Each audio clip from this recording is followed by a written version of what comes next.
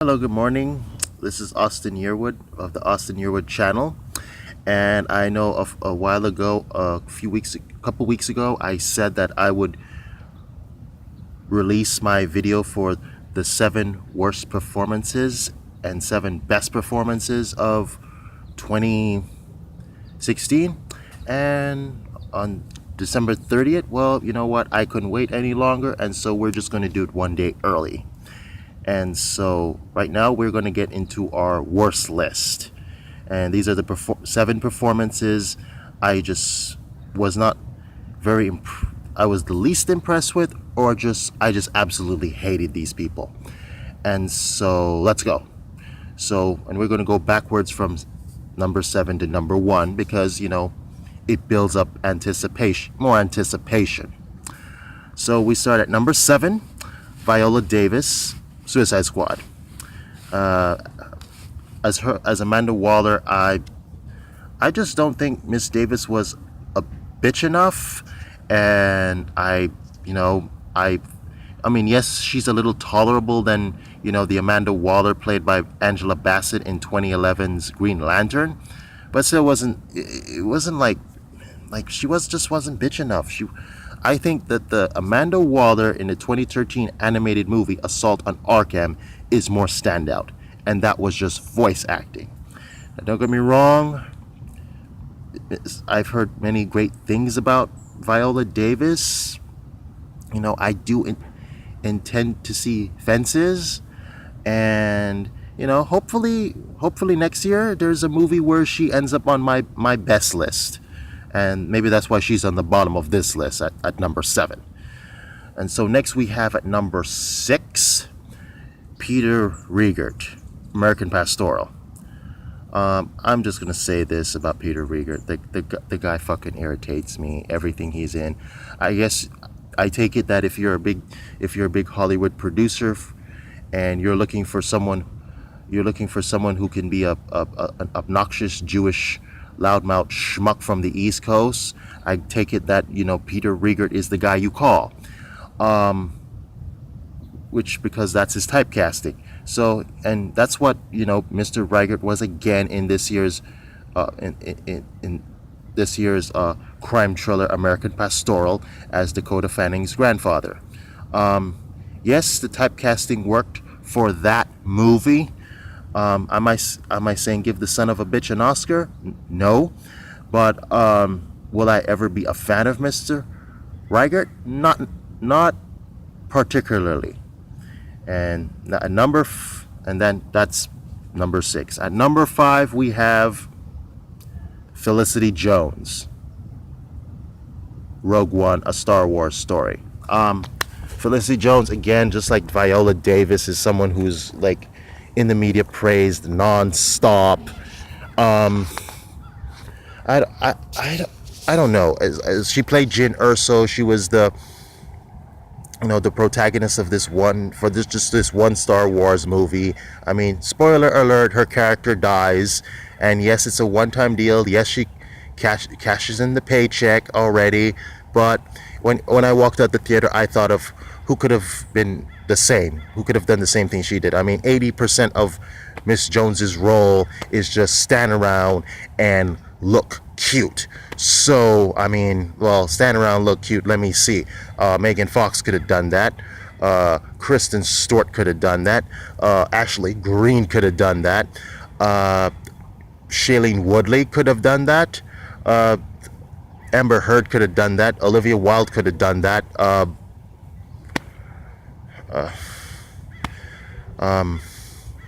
The list goes on, even all the way down to washed up, drugged up Lindsay Lohan could have done that. Stand around. 80% of her role, just stand around and look cute.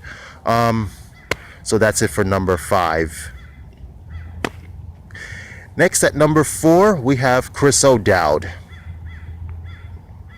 Miss Peregrine's Home for Peculiar Children.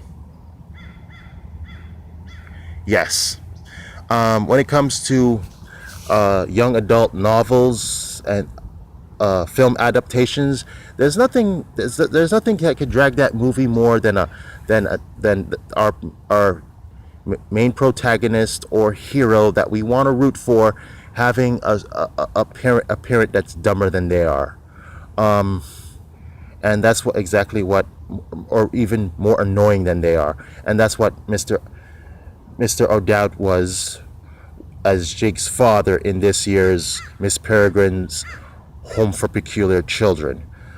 Each time this guy came on screen, I wish I had magical powers to reach into the screen and shove a banana cream pie in his fucking face. And that's pretty much what I got to say about Chris O'Dowd in this movie. And so that's number 4. At number 3, we have Zach Galifinakis, Keeping Up with the Joneses. I'm going to say this. I've never been a fan of Zach Galifinakis.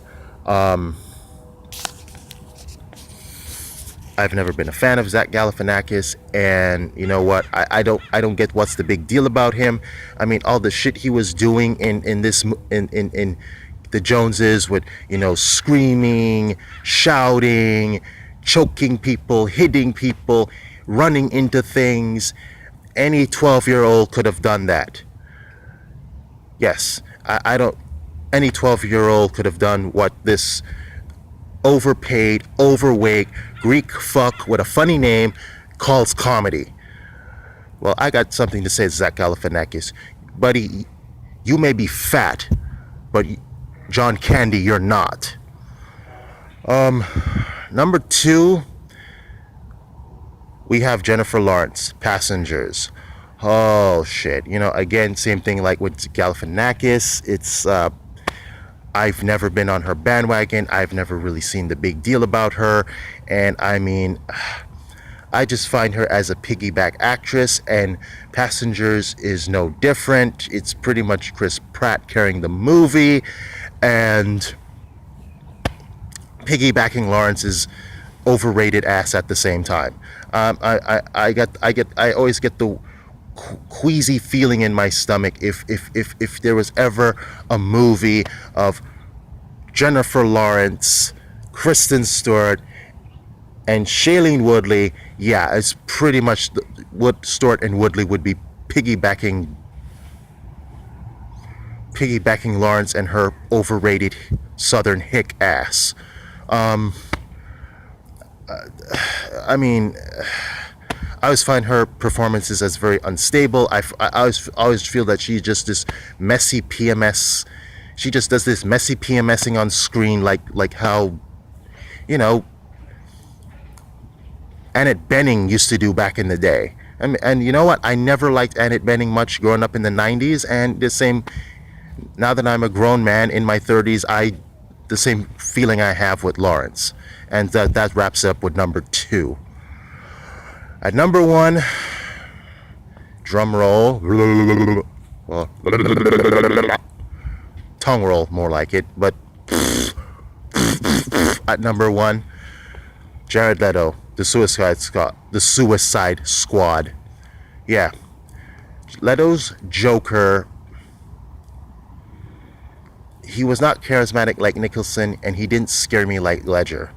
All I felt that his Joker was just a random stupid wigger from Buena Park out here in Orange County who I don't know went to San Diego, was too late for Comic-Con, and so he spent an entire month looking like the Joker. That's how I felt about Jared Leto's Joker.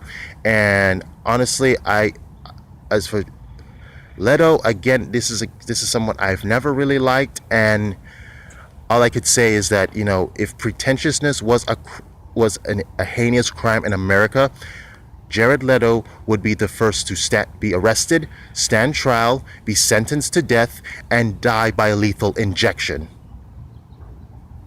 And that's our number 1 person on the list. Our number 1 person is Jared Leto. And so that's this video, and next we will get to the 7 best performances of 2017.